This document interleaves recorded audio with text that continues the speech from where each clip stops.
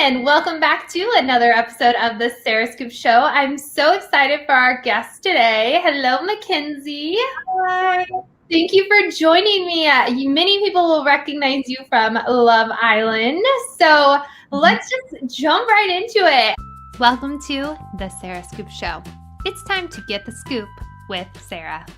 What inspired you and made you want to go on Love Island? Oh, wow. It seems like forever ago, doesn't it? So they actually approached me for season 1. And at the time, I was just not in the place. I was dating somebody and it was just not my time. So when they came back around for season 2 and they had an interest, I was like, okay, maybe like I'm single now. And then the pandemic happened. So I thought, okay, this is the perfect opportunity. Like, when am I going to get to meet and date a bunch of people during the pandemic? So yeah, it was really exciting. And, Vegas was a very different backdrop from what they normally do. And I'm just really impressed with the fact that they were able to pull off this season in the pandemic. So I'm sure you had to be quarantined. Like, how was all of that? And what was it like spending all of that time prepping? Like, did you know for sure you were going to get to go on this show? What was all of that like? Yeah, so normally from what I've been told, the time that you're sequestered to the hotel prior to going into the villa is typically more like maybe like 2 weeks. For me, it was a month. So most people that they thought were when you get flown out to Vegas, you don't know if you're gonna actually even be on the show. That's like in the contracts, there is like a clause that says there's no guarantee you're gonna be on the show. So really none of us had any idea if we were actually going to go in the villa. We were really just all taking a shot. And then we were in the hotel quarantines for COVID purposes for a month. Some people were in there longer than that. But yeah, if you were being looked at for the first group, you were there at the very end of July. I only got about 2 weeks notice that I was going to Vegas. Yeah, I think that's so interesting because it's like you have that time where you're probably just like, what's this going to be like? You're getting anxious, all of that. Well, and also like as someone who watched the show, I watched the UK one a lot and I had seen the American one as well. And it does kind of sometimes like your experience can be impacted based on when you go in the villa, unfortunately. Like the experience for people who go in at the very beginning might be very different from someone who comes in, let's say a couple weeks in, or it just really varies. So there's one pressure, am I going to go on the show at all? And then 2, there is like, when am I going to go in? Like at what point in the show? So when I found out I was going to be in the opening group, I was really excited because I felt like, okay, this will give me such a good opportunity to get to know everybody. And because I do get nervous, that sometimes I do get judged off of my appearance. And I felt like being in that opening group, I would get to like really have a fair shot at getting to know everybody. And I mean, everything happens for a reason. I think even if I hadn't been selected for that opening group, it would have still been a great experience. I feel like there would be a lot of pressure not being in the opening group to come in with these already established relationships and the whole trying to feel out the vibe for what everyone is like. And I know that was somewhat of a struggle with everyone's experience on the show. Do you think it's harder or easier, or like you said, it just whatever's meant to be kind of will happen with developing those relationships? Anybody who's considering like going on this next season, like I don't want you guys to feel stressed if you're not in the opening group. Obviously, like Calvin and Caleb weren't in the opening group, and look, they were there to the finale, and those are some of the guys that we got to know the best. And there were also girls that came in and made a massive impact. I mean, Cher was in the house for maybe like less than 2 weeks, and a lot of us girls are super close to her, and so are the guys. So it really it doesn't depend necessarily on when you go in. I think it is a bit of a luck thing though, because I think it does kind of depend on where people's heads are at that time. But I do think it's up to the people that are a part of the original cast to be very welcoming to the new people. And whether that was shown on TV or not, I do feel like us girls made an effort. It doesn't mean that everyone's going to click. It doesn't mean that everyone's going to get along, but I feel like there was an effort there to make everyone feel included. And yeah, it's really just about finding your connection. And if your person's not in there, then your person's not in there, unfortunately. And I want to get into more of like your full experience on the show and everything and where you're at now. But you mentioned like if people are considering going on the show. So you said earlier that you were actually approached for season 1 and then they came back for you for season 2. What do you think it was about you that made you stand out? And for people, I know that the show has a lot of fans and people are, wanting to apply and be considered. What advice do you have for them? I just think be yourself, be authentic. I think it is, like I said, unfortunately, just kind of like a luck thing. I've heard rumors, not about necessarily Love Island, but about reality shows in general, that they do tend to like target certain areas. But when you look at where our cast is from, like, some of them are from Virginia, like some of them are from like Nashville, like all over the place. It really wasn't that many people from LA. Like really no one was from LA.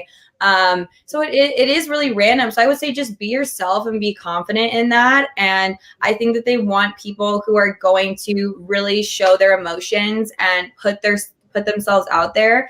And that's all that I frequently was complimented on by production was you put yourself out there, you wear your heart in the sleeve, good or bad. I am always going to be 100% myself. And I think that resonated with them. And I think it resonated with the fans. So was it difficult for you, or is that just who you are, being able to just go into, because this is an experience that a lot of people will, never do, or reality TV, or just, putting yourself out in a position like that, even if you are outspoken and vulnerable, like, was it difficult in that situation, or were you just able to handle that? Oh, it wasn't hard for me to put myself out there. I'm an open book. I'm filter free. I think I am a kind person and a polite person, but I do speak my mind, and I'm not afraid to say how I feel. I do think, though, the difficult part was I feel like I was very open about how I felt, but I do think it's easy to get misunderstood, not just by the public, but by your fellow Islanders. And that's just something that I wish that I had understood more early on, was you come from this environment outside the villa of your friends and your family who know exactly how you are, who know your intentions, who know how you process things. But these people in the villa, they're strangers, and we all come from such different backgrounds. We're all different ages. We were all at different stages in our lives.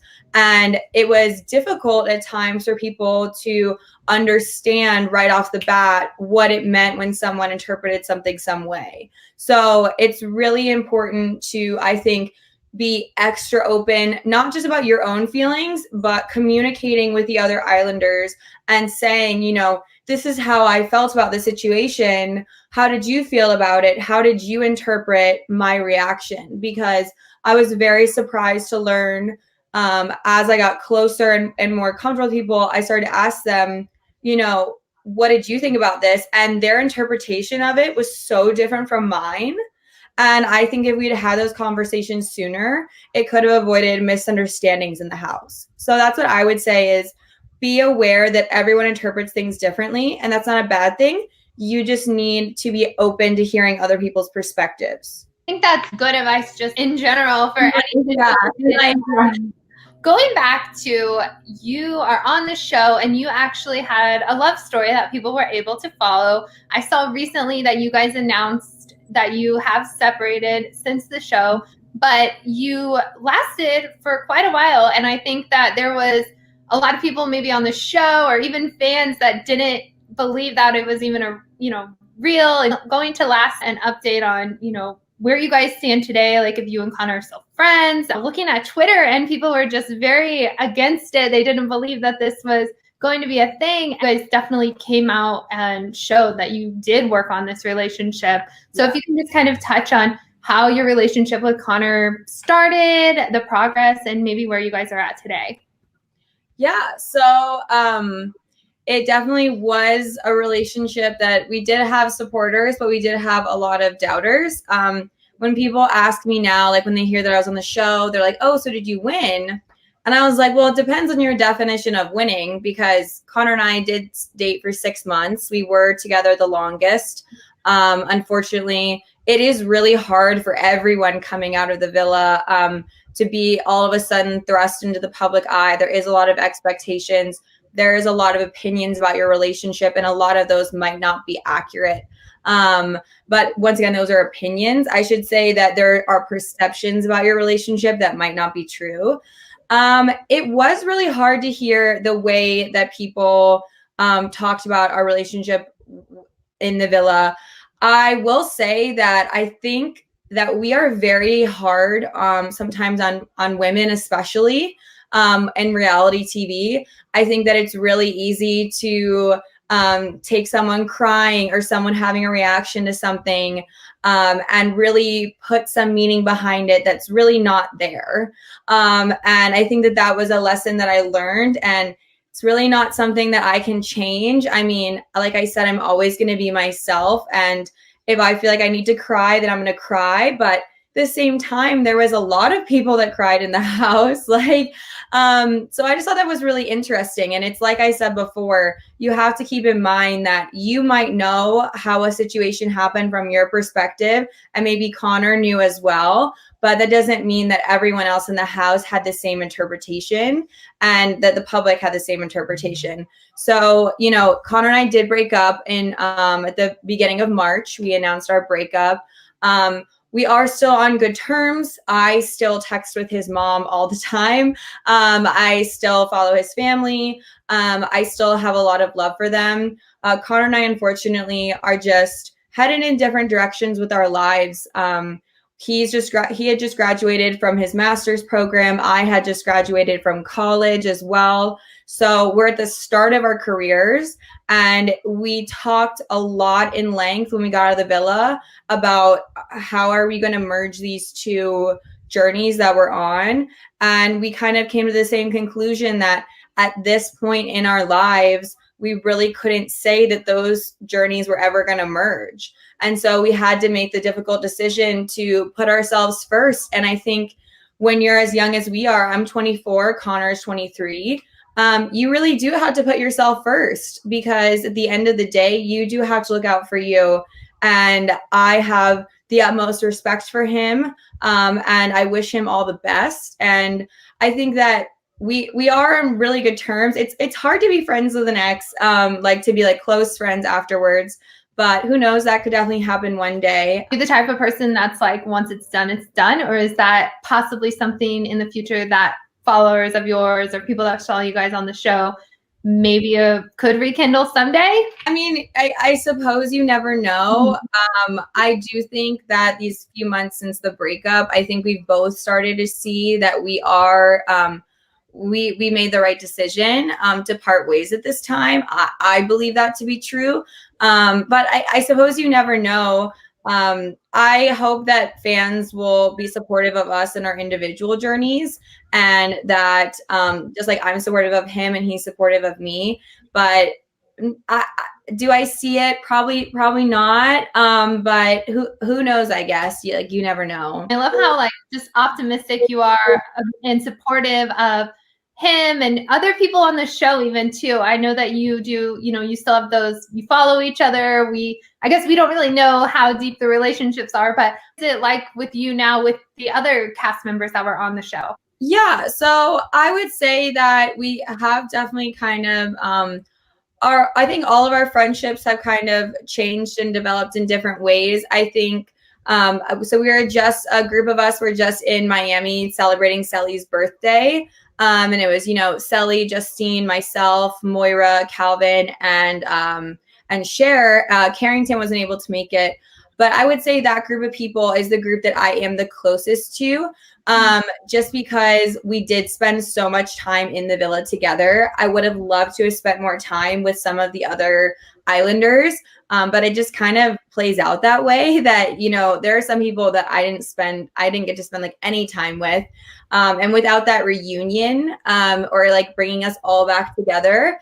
But I do still stay in touch with, Kirsten, Laurel, and a bunch of other girls from the show. And, I actually became friends with Lakin and Bennett, even though I never met them in the villa. We've connected on social media and now met in person. So we are just a really dysfunctional family. And just within a family, you have people that you might spend more time with than others, but it doesn't mean there's not a whole lot of love for everybody. And going back to the villas, living in the villa, what were the days like? Because I would imagine, we get to see a little bit of time that is spent there when they break it down for the episodes. But does the time feel a lot longer? Is it a lot shorter? when you're actually in the moment, living the life of being in the villa? Yeah, so they, the easiest comparison to make is they told us, a day in the villa feels like a week in real life. So that's why the connections might seem like they're developing so quickly to other people. But to us, like those days literally felt like a week, which is a good thing and a bad thing. Like I think now my days seem like they go by so fast compared to like how the villa was, because I mean, how often are you living in a house with that many other people and doing all of these unique activities like almost every day? But yeah, it was a really cool experience. It definitely felt like I was in there for a very long time, even though I wasn't even in there 4 weeks. Was reality TV something that you were always wanting to do? I would not say that reality TV was ever like a goal of mine. I think that I majored in communications and media, but I'm a big sports fan. So if I ever saw myself being on TV, I thought it was going to be for sports. So no, it wasn't something I sought out, but I think, who knows, like if it hadn't been the pandemic, like I don't know what would have happened. I don't know, would I have gone on the show? Would I have not gone?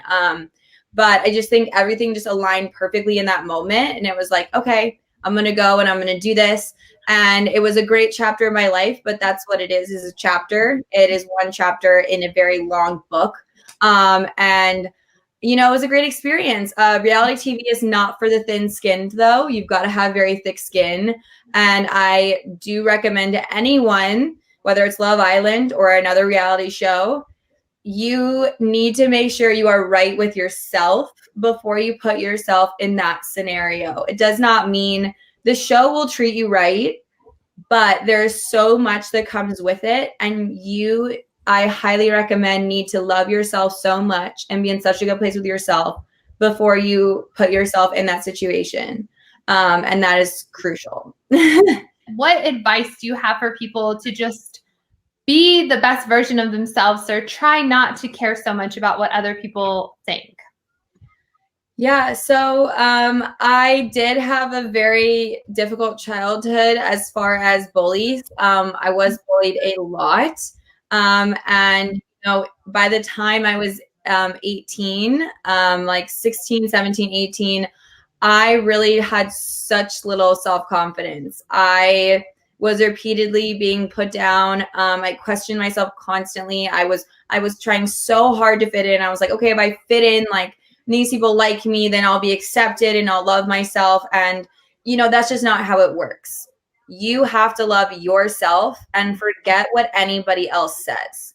Like you have to find that within yourself. And if that means that you want to do your hair like that, or you want to wear those clothes, or you want to go and hang out at this place, if that is what makes you, then you need to be 100% true to that. Because the moment that you start to love yourself and you start to accept yourself is the moment that you're freed from all of that public pressure, the peer pressure, and all of those things that are telling you you're not good enough, you're not pretty enough, you're not smart enough. No, like you are. And that is so much easier said than done. For me, it took me such a long time. I was in a few very toxic relationships when I was in that dark place in my life where I was so down on myself. And it was only in the last few years that I really started to put myself first. I was single for a very long time. And I said, you know what?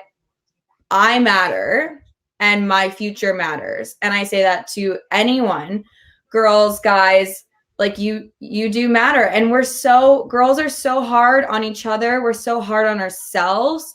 And it really is so important. I know it sounds so cheesy and cliche, but we really have to lift each other up. Like focusing on the female friendships in my life and less on the romantic relationships has done me such like great things for my life, because feeling that friendship, feeling that love, feeling that like being uplifted by other women is so powerful. And I think between that self-love and then also finding that strength amongst other women and hearing from their experiences, what they've been through, what they've overcome, it really, I think, can benefit young girls of any age. I just think that it is so hard to see girls questioning themselves and doubting themselves because we have one life to live. This is it. This is who you are. Believe in yourself. And I truly believe that good things are going to happen to you. That's what's happened for me. And I believe that it can happen for anyone else. I know a lot of people knew who you were from the show, or, you know, they follow your journey now, but there's so much more. Like you said, that was one chapter, and there's so much more that you have going on. And I think it's great that you can inspire people and speak up and be that voice that sometimes they need to hear. With that being said, what is ahead? What's in your future? Life is moving almost like really fast, but also at a snail's pace at the same time. I feel like quarantine, like in COVID, really just altered my perception of time. Like, I think that I look at my time so much differently now. But in a month from now, I'm competing in Miss Arizona. It's the Miss Arizona USA system. So I'm very excited. I have competed in Arizona before, and Miss Arizona Teen USA. And then I also competed in Miss Idaho USA when I was in college. This is my third pageant, maybe third time's the charm.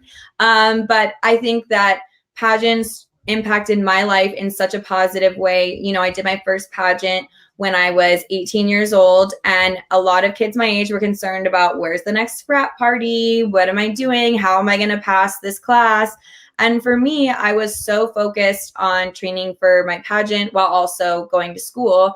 But I think pageants bring out the very best in people. It really pushes you to be the best version of yourself. I was so focused on my health. I was really paying attention to my health and my well-being, not just physically, but also mentally.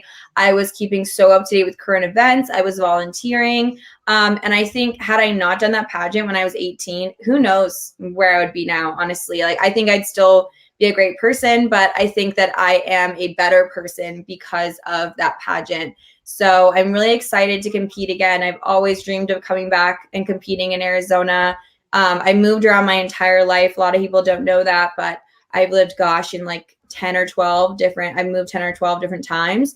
So I really haven't had a place to call home, but I've always just kept coming back to Arizona. I've spent almost 8 years here total now, and I love this state. I believe in the potential in it, and I really want to make a difference. Especially, like, I talk so much about mental health. You know, the suicide rate in Arizona is far too high, and there's so much that can be done to help improve the mental health of Arizonans. And I hope that if I were selected to represent my state at Miss USA and also just be a representative for my state, that I could make an impact here. So that's my short-term goal / long-term goal, because that would be a whole year that I would be crowned. And depending on how that goes, we'll just kind of see. I'm also starting my own brand called Out of His League. I'm working with a team of lawyers to establish my LLC, my trademarking. So I'm being very official about it. It's been quite the learning process, but Out of His League will eventually be a podcast. There will be a merchandise line.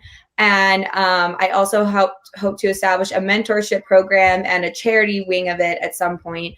But Out of His League is all about encouraging young women to chase their dreams, particularly in male-dominated fields. I love sports. That's my passion. I have been told so many times that, no, you don't love sports, you're just a groupie. That's not true. I love sports so much. And I want to encourage other young women to go for their dreams, go for it, no matter what it is. It could be finance, business, all these fields that are like typically male dominated. It is 2021. You can do it for yourself. I believe in you. So that's what Out of His League is all about.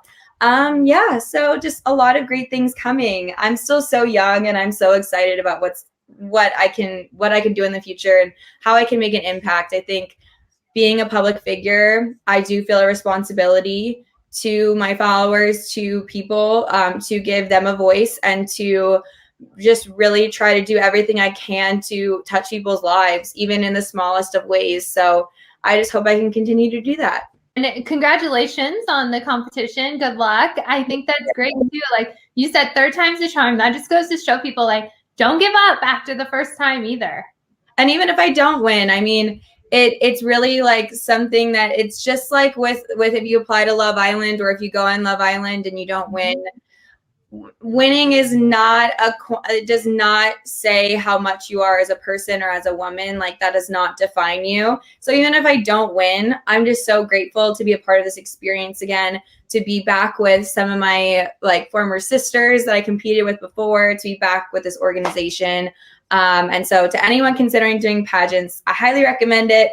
I love the USA system especially. So yeah, it's really great. You explained your love for the pageants because you talked about like the volunteer work, the confidence, all of those things, because it is more than just the beauty pageant aspect. There's so much more that goes into it that I think people can learn from you. There's such a misconception. And I think that's why I was always so drawn to pageants in the first place, is because I have just been really, defined by my looks. Like a lot of people don't take the time to get to know me. I have gotten passed over or overlooked for things because they're like, oh, she's just a blonde with big boobs, and I'm so much more than that. Mm-hmm. And there's so much more to that in pageants. I think it's not about who's the prettiest girl on the stage. It's about who is the most confident, who is the most poised, who is the most elegant. It is all of those things. And it's also who is the most true to themselves, because those judges, they're smart. They're really smart. They will see a girl on stage, and if they feel like she does not have that confidence and self-love in herself, she might not do as well. But that girl, even if she's not, what society says is, or what people would say was the prettiest girl in the pageant, she might win, and she should win if she is out there and she is confident in herself and she loves herself and she is putting her best foot forward. And that is what pageants are all about. It's really not skin deep beauty. It's inner beauty. And, the whole, like, it's confidently beautiful is the like catchphrase for the Miss USA system. And I just love how much they've really put an emphasis in the past, like decade or so, especially on girls really being entrepreneurs, being go-getters, and trying to like excel in their interests and in their fields, because that is what they're all about. And I appreciate that. I mean, it's really cool to be in orientation room and all these girls are standing up and talking about, I'm getting my PhD, I am joining the ATF, I'm doing this. Like, it is such an accomplished group of young women, and I feel so grateful and honored to be able to compete with them, to get to know them.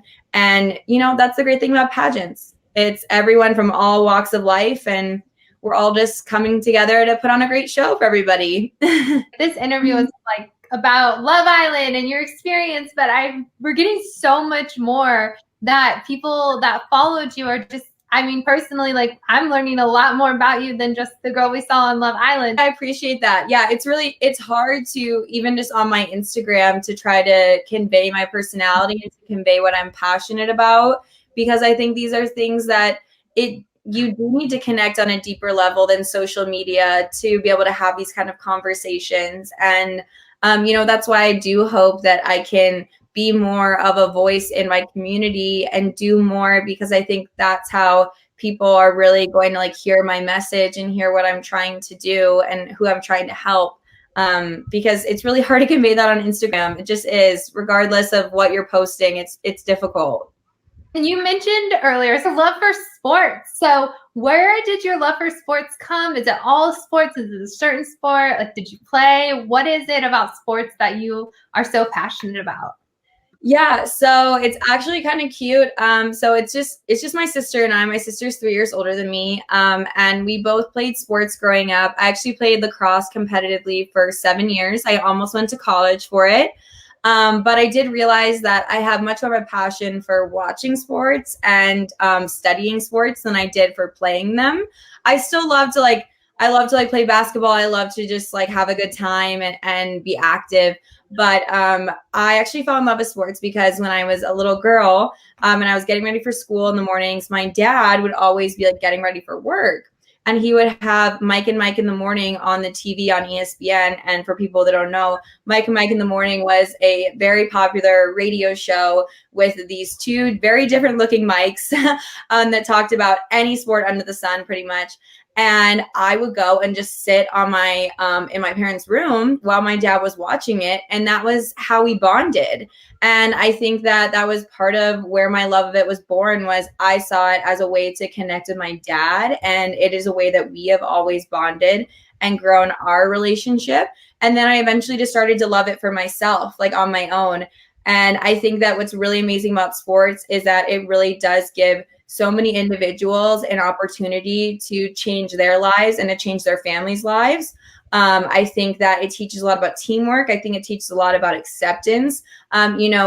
Baseball was one of the first places in our country to be diverse. You had athletes that were different skin colors on a team together, and that wasn't happening in society, but it was happening in baseball. And I think that's incredible. I think that sports is a really amazing example of like what our society can achieve and things about it, that these nuances that people don't really notice. So I do love sports. And I do hope to work in them. It is hard to get a job in sports, I won't lie to you. But yeah, I love them all. I love them all for very different reasons. Baseball, I would say, is like was kind of like my first love, because I worked the Arizona Diamondbacks, and I think baseball is a very magical sport. I think that you never know what's going to happen when someone steps up to the plate. They could have one of the worst batting averages on the team. They're going to step up to the plate and they're going to hit a grand slam. You just really don't know. And I think that's so incredibly awesome and cool. And then I also love football. I was born and raised on football. That's how my dad's a big football fan. And I love football. Hockey's really great as well. I've gotten really into that the past few years. And during quarantine, I actually really developed a big love for golf. And I think golf is a lot like baseball in the fact that you really don't know what's going to happen. But yeah, I mean, I could go on and on and on, but I do love sports, and I hope to share that love for sports more once I have my podcast and can help to teach other women more about sports who maybe have a lot of questions, because I have been told that I'm very good at explaining sports in a way that non-sports lovers can understand. Because when you ask your boyfriend or like a guy, you're like, what does this mean? Like, what is a third down in football? And them trying to explain that to you might not be as easy as like if I were to explain it to you. People can have a passion about so many different things. So I love that you're bringing that to the table as well. Do you know when people can start expecting to be able to listen to the podcast? I know you said you were working on getting everything established legally. Yes. So yeah, I'm still establishing all of that. And I've had this dream for years now of having my sports brands, because it's not like one individual entity. It is a brand basically based around me. And there's going to be so many different wings to it, hopefully at some point. But yeah, with the pageant, it's kind of a waiting game. Like, pageants are really interesting, because unlike like a fitness pageant or something, where you're taking home a trophy, and I don't know what all you exactly win, but when it comes to being a title holder, that is a year of responsibility to your community and to your state and to compete at Miss USA. So until I know the outcome there, I really can't focus too much on my project. Because I want to give it all the time and love and nurturing that it deserves. But I hope to have it by the end of this year, or if not, the start of next year. We will keep an eye out. And okay, we had a few more Love Island questions. Did you have any regrets on the show? I think my only regret is not having more fun. I think that I could have just had a little bit more fun with it. And I think, though, that that's easier said than done. I think in the moment, I do not regret any of the decisions that I made. I went with my heart, and I went with what I felt like was right. But looking back, I think I could have had a little more fun. I think I could have just been like, yeah, let's do it. Like, come on. But, everything happens the way it's meant to happen. I can't live with regret. That would be not smart. Were you always being filmed by a person, or did some of the footage we see, is it just camera setup, or do you always know when you're being filmed? Assume that there's a camera on you at all times, except for when you're in the bathroom. Anything that happened on the show that we didn't see that you could give people like the inside scoop that Love Island fans will be shocked to know? I can't give too much information. I also haven't watched the whole show back, but based on what I have heard, I would say there's a lot that you guys don't get to see. So just keep that in mind when you're watching, that you're missing a lot.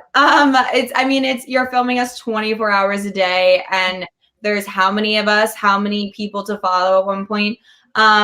But yeah, we are joking around a lot more than you guys probably get to see. We do have a sense of humor. We are funny people. We are fun people. We're not drama all the time. Everyone wants to know like a little more that they didn't see. Everything that is shown isn't everything that happens. Not at all. Like, there is so much, and that's not a fault of production. That is just that there is simply not enough time to include everything.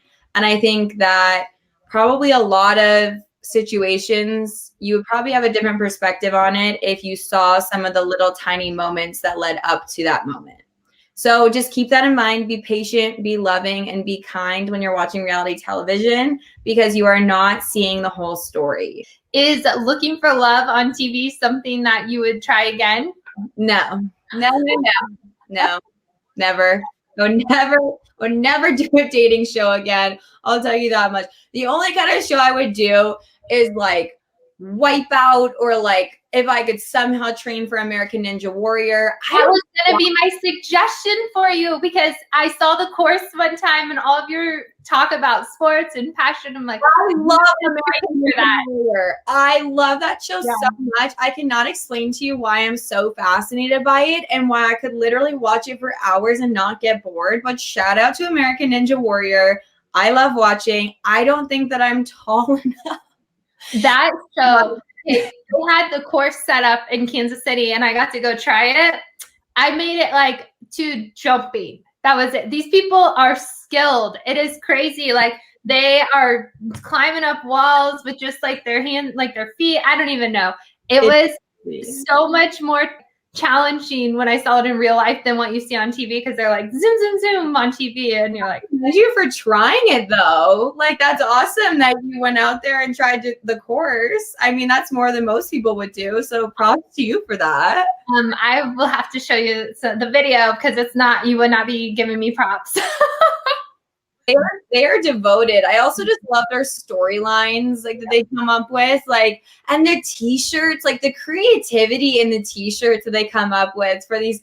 It is so sweet, and it just feels like such a supportive energy around all of it. Like, the other ninjas are supporting each other. I don't know. It's great. I love reality TV like that. Like, I love that kind of stuff. It's so much fun to watch. I don't know.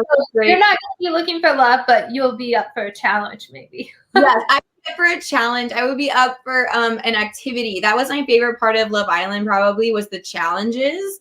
I loved the challenges because I am competitive. I love to have fun. I'm not afraid to make a fool out of myself. Obviously, as you saw, like the food eating challenge, like, I think everyone expected me to be the prissiest out of all the girls. Like, okay, Mackenzie's gonna like not want to do this. And I'm literally like, give me the food, put it in my mouth, let's go. I was covered. And I like, literally everyone was so shocked, but I was like, I'm taking it in stride. Let's go. Like, I'm trying to win. You were in it to win it. I was in it to win it on those challenges. I loved challenge days. Those are my favorite days. Okay, and I have one more question, because you have shared just like we love hearing about this show, but then also all of your positive messages. So I'm curious, is there any like daily routine or anything you do every day that helps you stay just grounded, inspired, motivated? I don't know if maybe you don't, but is there possibly anything that people could kind of take and try in their own lives? I would say whether you can give your loved one a hug in person or call them, let you know that you're thinking about them. I'm fortunate enough to live at home right now, and my family is so important to me. So they definitely keep me extremely grounded. But also something that I started doing a few years ago that I find really encouraging is to look up quotes or affirmations that you really connect with online, write them on a sticky note, and then put them up in your room, put them up in your bathroom, wherever you feel like you need to see that, and be reminded of something that was really important to you and inspired you. I think that that is something that can really just make an impact on your day and impact you days later when you see that sticky note again. So you have a lot going on and a lot of things that are in the works or on the horizon. So I love that you can just give yourself a little positivity, like positive reminders all around. You need it. I mean, I love it. My mom used to leave little notes in my lunchbox when I was a little kid, and those used to make my day. And I think that that's one of my favorite things to do to this day is leave notes for myself, leave notes for my loved ones. It's something that it's important. Thank you so much, Mackenzie. This has been so fun to talk to you. I feel like you have a lot coming up, and I can't wait to check out the sports stuff too after the pageant, of course. But for people that want to follow along, see how you do in Miss Arizona, all of your new things in the works, what's the best place for them to stay in contact with you or keep up? I would say Instagram for now. I wish that I was better at keeping up with my YouTube. I am considering doing a vlog covering my whole experience preparing for the pageant and pageant weekend. So stay tuned for that. That might be happening. But yeah, just started my Instagram, which is Mackenzie Dipman, and hopefully we can be friends. Just DM me and we'll chat. Awesome. Thank you so much, Mackenzie, for taking the time. And thank you, everyone, for tuning in to another episode of The Sarah Scoop Show. Head to sarahscoop.com for more.